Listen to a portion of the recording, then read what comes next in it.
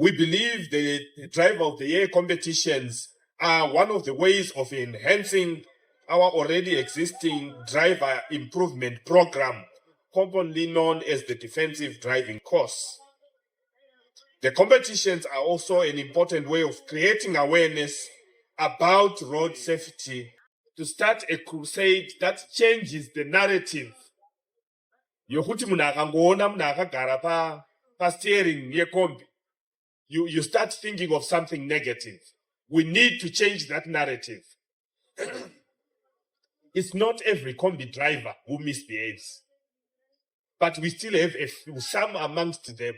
The competition serves as an incentive for the business sector to invest in advanced driver training for the drivers of heavy vehicles.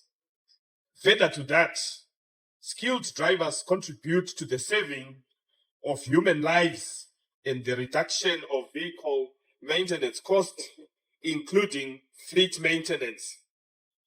Today, we pay tribute to drivers because their work is not an easy one.